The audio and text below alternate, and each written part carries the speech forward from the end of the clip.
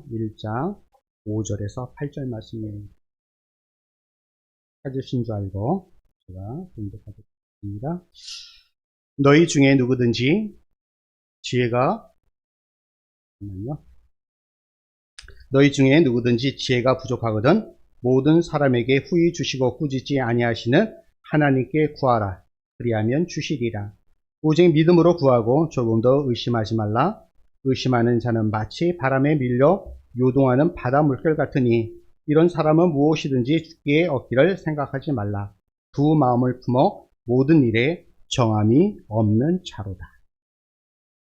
방법은 하나님의 말씀을 통하여서 우리가 배울 수 있습니다. 그리고 미래적으로는 우리가 하나님께서 우리를 이 땅 가운데서 또 부르셨을 때 그곳에서 우리 주님의 얼굴을 뵐 수가 있습니다. 그렇게 이 땅 가운데서 하나님의 말씀을 통하여서 날마다 주님의 얼굴을 뵙고 또한 이 시간 말씀을 통하여 주님의 얼굴을 뵙는 귀한 시간이 되어지기를 주님의 이름으로 축원합니다.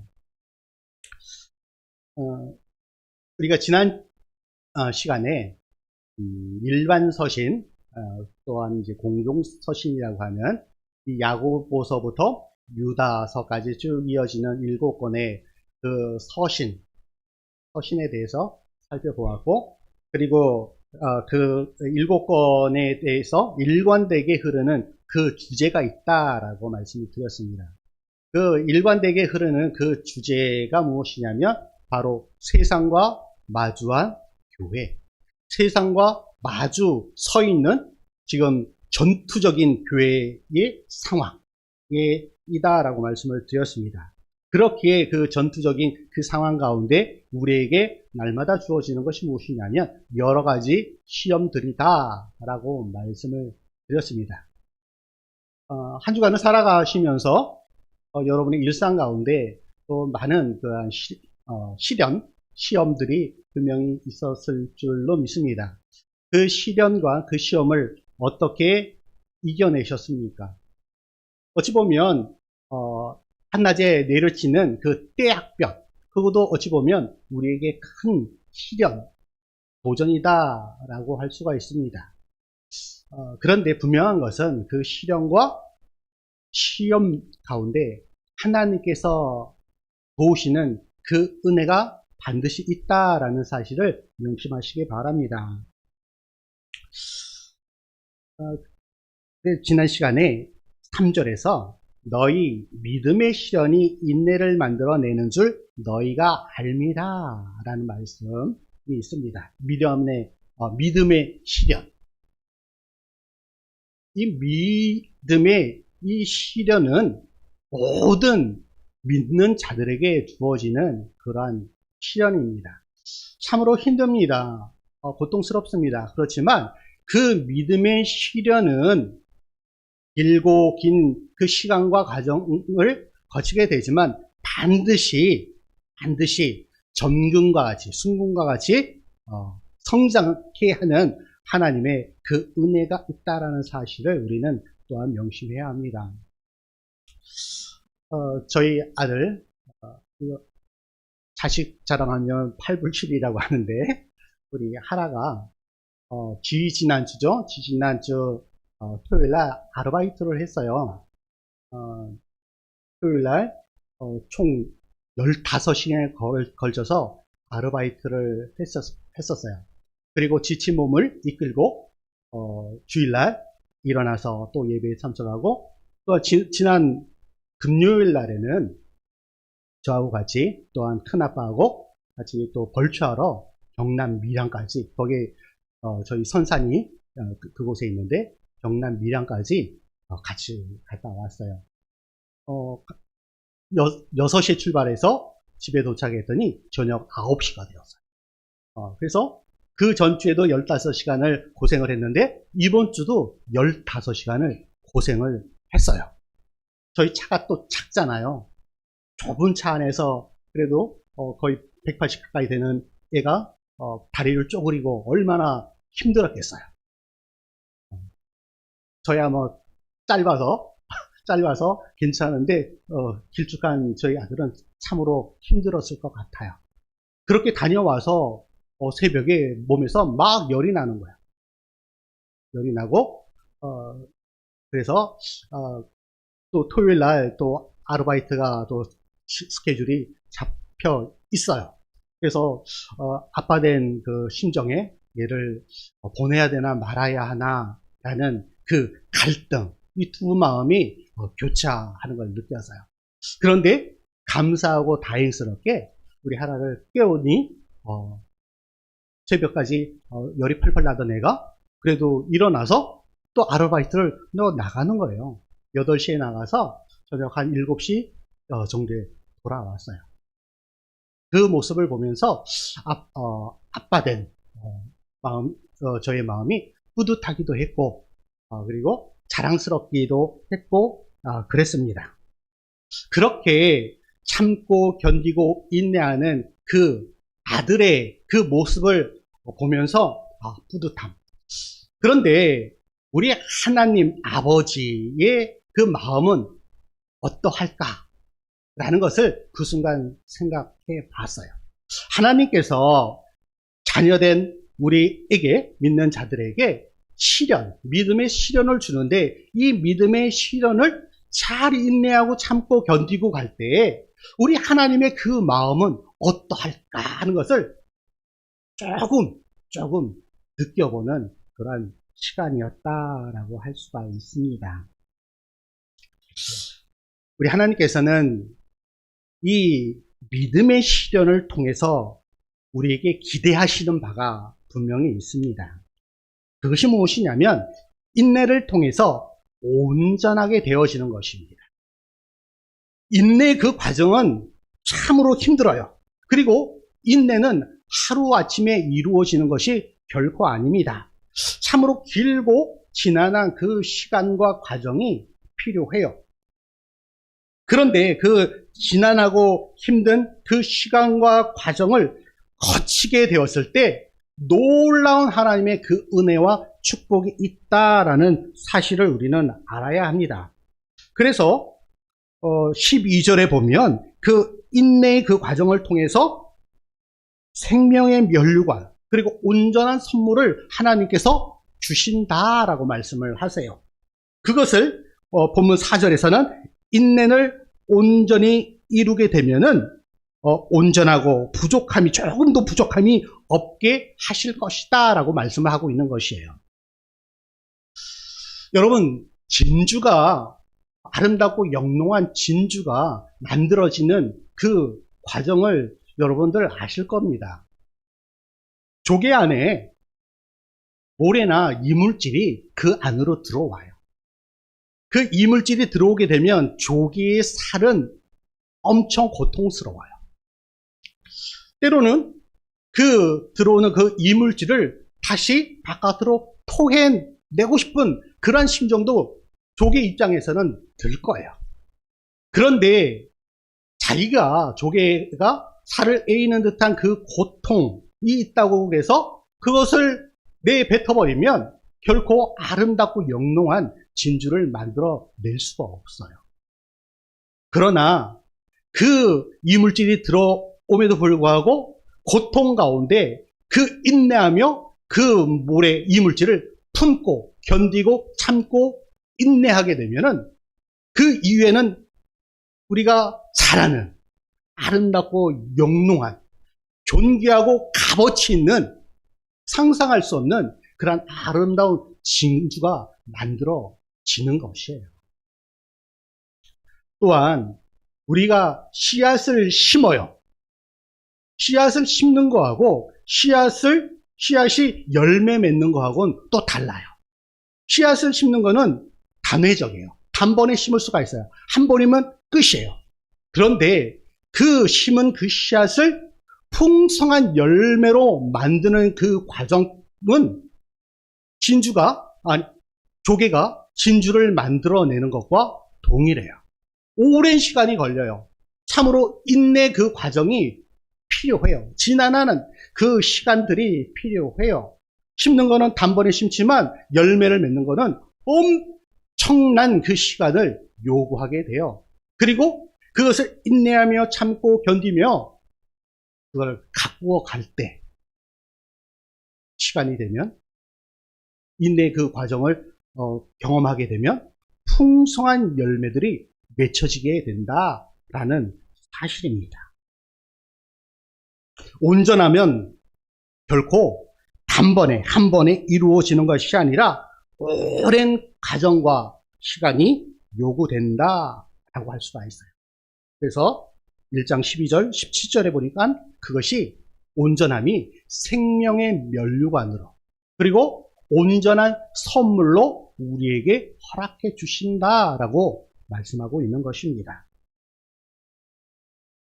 우리 일반 서신 총 7권에 대한 그 주제가 뭐라고 했어요? 아까? 세상과 마주한 교회라고 말씀을 드렸어요. 그러면 이제 줄여서 오늘 우리의 본문인 야고보서의 주제는 하나님과 세상과 그 사이에서 갈등하는 교회예요. 전체적인 주제, 일반 서신의 전체적인 주제는 세상과 마주한 교회인데 이 야고보서는 하나님과 세상 사이에서 갈등하는 교회의 모습이에요.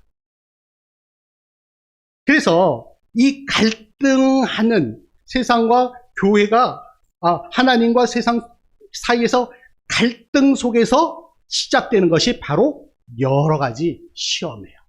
시험. 그러니까 지난주에도 말씀드렸죠. 이 갈등이 없는 사람은, 여러 가지 시험이 없는 사람은 결코 그것이 편하다 할지라도 그것이 진정한 평안이 아니다라는 사실이에요. 이 갈등이 시작되면 여러 가지 시험이 초래되고 그 결과로 치명적인 현상이 초래되는데 그 치명적인 결과가 무엇이냐면 두 마음, 나뉘어진 마음, 즉 서로 충돌하는 두 마음이 일어난다라는 사실이에요. 그래서 야고보서 1장 8절과 4장 8절에서 이렇게 말씀하고 있어요. 두 마음을 품어 모든 일에 정함이 없는 자로다. 말이 조금 어렵죠? 두 마음을 품어 모든 일에 정함이 없다라는 것은 불안정하다는 얘기예요. 자, 이 마음과 이 마음이 있어요. 하나님과 세상이라는 그 두 마음이 있어요. 이 두 마음이 서로 충돌하고 갈등을 빚어요. 그러면 어떻게 돼요? 그 가운데 불안정하다는 것이에요. 왜? 두 마음이 충돌하고 있기 때문에. 그 가운데서 야고보 4장 8절에서 이렇게 말씀하세요. 두 마음을 품은 자들아, 이러한 세상과 하나님 사이에서 갈등하는 이 두 마음을 품은 자들아, 마음을 어떻게 하라? 성결하게 하라. 성결하게. 이 성결이란 말은 구분하다는 말이에요. 구분하다. 구별하다. 세상과 하나님의 그 사이에서 바른 거, 올바른 거, 하나님께서 원하시는 거, 그것을 구분해라. 그것이 바로 성결이다라는 그러한 말씀이에요. 이것은 우리가 평범한 일상을 살아갈 때는 결코 알 수가 없어요. 이것은 시련의 때에, 마음이 몹시 흔들릴 때에, 세상과 하나님 사이에서 갈등할 때, 어느 쪽으로 가야 할지 갈팡질팡, 머뭇머뭇할 때 두 마음이 일어나요. 우리가 우리 일상을 보게 되면 한 발은 세상과 한 발은 교회와 양다리를 걸치는 양다리 신앙인 사람들이 참으로 많아요. 옛 이스라엘 민족들이 그랬어요. 그들은 하나님도 믿고 세상의 우상도 섬기는 그러한 삶을 살아가는 그러한 것을 우리 구약의 말씀을 보게 되면 이스라엘 백성들이 어떻게 살았는지라는 것을 잘 알 수가 있어요. 그들은 하나님과 겸하여 세상, 우상을 겸하여 그렇게 살았던 것입니다. 그런데 그들의 삶의 모습을 보게 되면 조금도 갈등하거나 부끄러움이 없는 그런 모습이었어요. 그래서 시편 기자는 그들을 이렇게 표현을 하죠. 바람에 나는 겨와 같은. 언제든지 세상에 유혹이 있으면 흔들리고 넘어지는. 그래서 바람에 나는 겨와 같다라고 그렇게 표현을 하고 있습니다. 우리 인생도 어찌 보면 옷감처럼 시줄과 날줄로 얽혀져 있어요. 즐거운 날과 괴로운 날, 기쁜 날, 슬픈 날이 서로 시줄과 날줄처럼 서로 교차하면서 살아갑니다. 또 그 가운데 일희일비하며 때로는 예기치 않은 그 은혜로 때로는 예기치 못한 사고로 마음이 무너져 내리는 경우도 참으로 많이 있습니다. 행복과 불행이 우리의 기대와 다르게 우리의 일상으로 깊이 파고들게 됩니다. 이러면서 두 마음이 생겨요. 원래는 하나의 마음이었어요. 그런데 이 하나의 마음이 둘로 나뉘어져요. 그래서 긍정적인 마음이 한쪽이라면 부정적인 마음, 나뉘어진 그 마음이 발생이 돼요. 그러면서 서로 이 두 마음이 서로 갈등하면서 여기서 긍정적인 마음은 진리의 말씀으로 심겨진 그런 마음이에요. 그래서 1장 18절에 이렇게 말씀을 하고 있어요. 그가 피조물 중에 우리로 한 첫 열매가 되게 하시려고 자기의 뜻을 따라 진리의 말씀으로 우리를 낳으시고, 하나님의 뜻과 계획 가운데서 진리의 말씀으로 긍정적인 그런 마음으로 우리에게 심어주셨다라는 말씀이에요. 진리의 말씀으로 거듭난 사람은 시련이 닥쳐왔을 때 잠깐 낙심할 수가 있어요. 누구나 마찬가지죠? 내가 예기치 못한 어떤 시련이 닥쳤을 때 순간적으로 낙심할 수 있어요. 왜 나에게 이런 시련의 고통이 오는가에 대한 그런 회의감으로 인하여서 낙심할 수가 있습니다. 그러나 그 시련이 결코 그를 지배하지는 못해요. 그를 계속적으로 넘어뜨릴 수는 없다라는 것이에요. 왜? 이미 진리의 말씀이 그 마음에 심겨져 있기 때문입니다. 또한 그 말씀은 회복의 은혜로 새롭게 하시는 능력이 그 가운데 있기 때문입니다. 하나님의 그 진리의 말씀, 이 생명의 말씀은 그 어떤 고통 가운데, 시련 가운데 있는 그 어떤 사람이다 할지라도 회복시키시는 그 능력과 그 은혜가 그 말씀 가운데 있기 때문에 다시 회복해서 일어날 수가 있게 되는 것입니다. 그리스도인들, 성도들은 새로운 탄생의 기적을 경험한 사람들이에요. 죽음에서 새 생명으로 나온 사람들이에요. 그렇기 때문에 이 진리의 말씀으로 새롭게 태어난 저와 여러분은 그 어떤 시련 가운데서도 결코 잠깐 낙심할 수는 있지만 그 낙심에 빠져서 그 유혹 가운데 머물러 있을 수는 없다라는 사실이에요. 우리 7.8기라는 이야기도 있죠. 7번 쓰러져도 8번 마침내 일어난다라는 것이. 그 일어나는 것은 결코 나의 힘과 능력으로 되어지는 것이 아니라 전능하신 하나님께서 일어나게 하신다라는 사실이에요. 뿐만 아니라 우리 가운데 진리의 말씀을 이미 심겨주셨고 그 말씀 속에서 우리가 새롭게 살아나는 힘을 얻게 된다라는 사실입니다.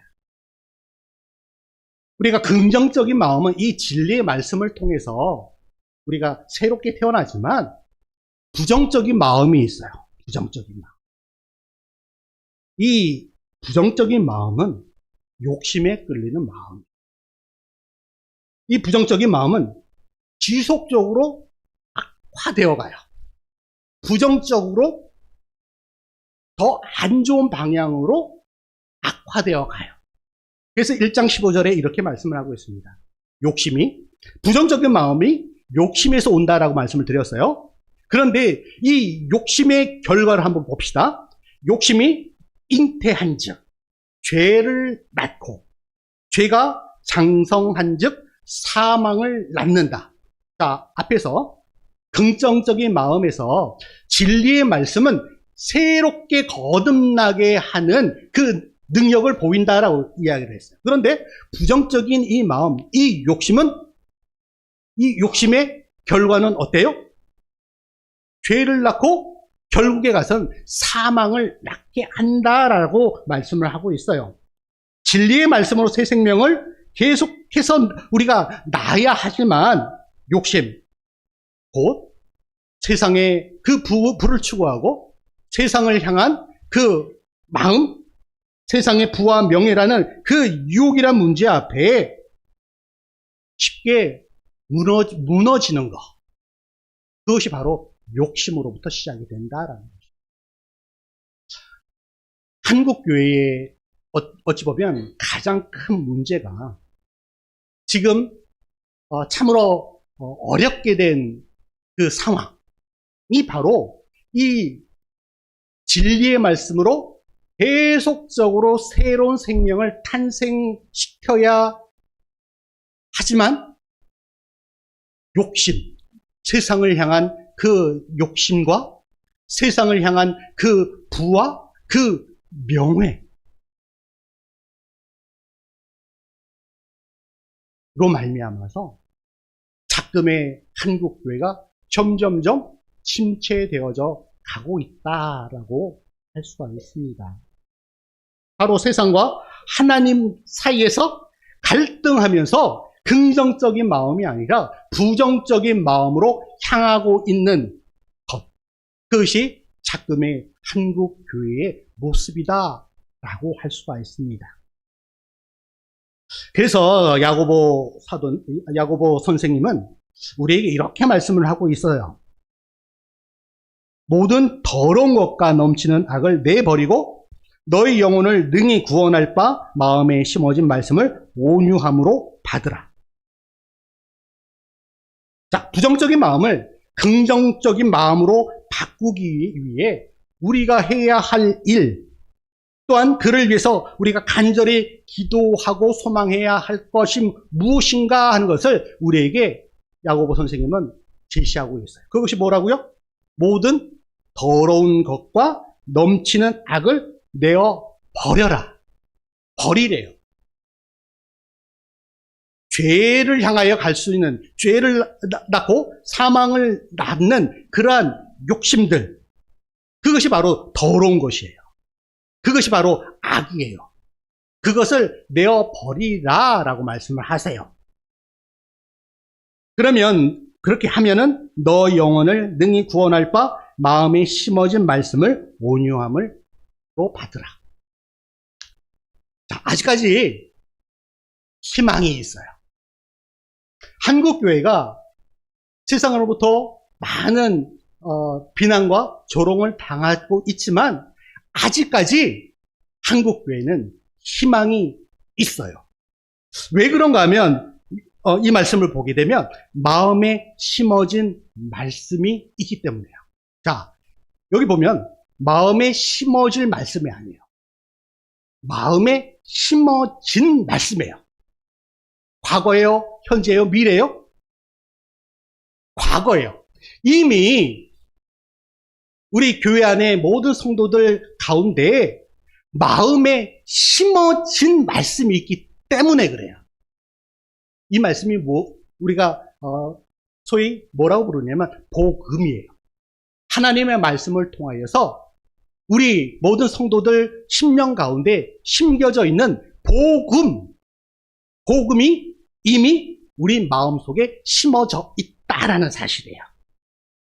이미 우리 안에 심겨진 마음속의 씨앗이, 복음의 씨앗이 심겨져 있다라는 사실이에요. 바로 하나님의 말씀, 그 누구도 빼앗아 갈 수 없는 깊이 심겨져 있는 이 생명의 말씀의 씨앗이 저와 여러분 가운데 심겨져 있기 때문에, 또한 마음에 심어진 이 말씀은 여기서 바른 행함, 또한 야고보서를 쭉 보게 되면 말, 행위, 이에 대해서 말씀을 하고 있는데, 이를 통하여서 회복하게 하신다라고 봤습니다. 또한 이 행함과 말, 행위, 이걸 통해서 감사와 찬양이 흘러나오게 한다라고 말씀을 하십니다. 또한 이에 야고보 선생님은 진리의 말씀이 마음에 심겨진 하나님의 백성들에게 이렇게 권면을 합니다. 4장 7절에서 14절에 나온 말씀인데 제가 조금 요약을 해봤어요. 하나님의 그 진리의 말씀이 마음에 심겨진 하나님의 그 백성들에게 이렇게 권면을 하고 있어요. 여러 가지 시험 가운데서 믿는 우리 성도들에게 이렇게 말씀하시는데, 길이 참으라. 바로 인내를 말씀하고 있습니다. 인내. 또한 마음을 굳건하게 하라. 마음을 굳건하게 하라. 그리고 그 가운데 기도하라. 더 나아가서 찬송할 입니다. 야고보서를 쭉 살펴보게 되면 지금 4장 7절부터 14절의 이 말씀의 내용들이 계속적으로 반복적으로 이어지는 것을 볼 수가 있습니다. 여러 가지 시험을 당했을 때 인내하며 그 인내 가운데 하나님께서 주시는 지혜를 구하고, 그 지혜를 우리가 얻기 위해서 끊임없이 하나님 앞에 기도하고, 또한 경건으로 나아가고, 더 나아가서 그 가운데 주시는 그 은혜를 따라 하나님께 찬송해야 한다라고 말씀을 하세요. 시련이 닥쳤을 때 하나님과 세상 사이에서 수많은 갈등의 순간에 인내하며 두 마음을 품지 않고 굳건하게 하며, 그 가운데 하나님께서 주시는 지혜를 달라고 간절히 기도하며 그렇게 이루실 하나님께 찬송으로 영광 돌리라 라고 그렇게 말씀하고 있는 것입니다. 절망의 상황 속에서 우리가 결코 희망의 끈을 놓을 수 없는 이유가 바로 여기에 있습니다. 시련의 과정 속에서도 결코 포기하지 않고 인내해야 할 이유가 여기에 있습니다. 그 이유를 야고보 1장 5절 17절에서 이렇게 말씀을 또 하세요. 5절에 모든 사람에게 후히 주시고 꾸짖지 아니하시는 하나님. 또한 17절에서 그는 변함도 없으시고 회전하는 그림자도 없으시니라. 우리가 인내하고 참고 견디며 지혜를 구하고, 그 지혜를 구하면서 하나님 앞에 간절히 간구해야 하는 그 이유, 바로 이것 때문입니다. 여러 시험이 닥쳤을 때 결코 인간 편에서 할 수 있는 것은 어찌 보면 제한적이다, 아니 아무것도 없다라고 할 수가 있어요. 할 수가 있는 것이 아무것도 없다라고 할 수가 있어요. 왜? 인간은 유한하기 때문에 그래요. 시간과 공간, 내 제약을 받기 때문에 그래요. 그런데 어떻습니까? 그 고난 가운데 우리와 함께 하실 그 하나님은 전지전능하신 하나님이시다라는 것이에요. 그래서 모든 사람에게 후히 주시고 꾸짖지 아니하시는 그 하나님, 하나님의 성품이에요. 하나님의 속성이에요. 또한 그는 변함도 없으시고 회전하는 그림자도 없으시고, 하나님께서 우리에게 주신 그 언약의 말씀, 인간 편에서는 결코 그 약속들을 지켜갈 수가 없어요. 그러나 우리 하나님께서는 변함이 없으세요. 우리에게 이미 주신 그 생명의 말씀, 변함 없으신 그 말씀을 이미 우리 가운데 심겨주셨기 때문에 그 말씀은 결코 변함이 없어요. 인간은 변한다 할지라도 우리 하나님은 결코 변함이 없으신 그 하나님이세요. 그 하나님께서 저와 여러분을 시험 가운데서, 믿음의 시련 가운데서 함께 하신다라고 말씀하고 있는 것입니다. 완전하신 하나님께서 우리의 삶을, 우리 완전하신 하나님께 우리의 삶을 맡길 때 우리 하나님께서 저와 여러분을 온전하게 빚어 가세요. 그렇게 우리는 항상 하나님의 그 진리의 말씀을 통해서 하나님이 누구신지를 알고, 또한 그분을 더욱 믿음을 통하여서 신뢰하며 그분께 소망이 있음을 전하고, 또한 우리 또한 그렇게 살아낼 때 우리의 삶과 신앙이 하나님께서 기뻐하실, 하나님께서 원하고 바라시는 그러한 온전한 믿음의 사람으로 성장되어져 갈 줄 믿습니다. 그렇기에 우리에게 주시는 여러 가지 시험을 당했을 때 우리가 불평불만하는 것이 아니라 그 시련이 믿음의 시련임을 우리가 깊이 깨닫고, 그 시련을 통하여서 하나님께서 우리를 통해 하실 일을 기대하며 소망 가운데 승리하는 저와 여러분이 되어지기를 주님의 이름으로 간절히 축원합니다. 하나님 감사합니다. 오늘 말씀을 통하여서 세상과 하나님 사이에서 갈등하는 두 마음, 그 두 마음에서 어디로 가야 할지 몰라 방황할 때 이미 우리 안에 심겨주신 그 진리의 말씀을 통하여서 우리가 깊이 깨닫고 또한 그렇게 순종하며 살아갈 수 있는 하나님의 사람들 될 수 있도록 도와주시옵소서. 그러한 삶이 분명 가장 귀한 삶임을 깨닫게 하여 주시옵소서. 싸우며 예수님 이름으로 기도합니다.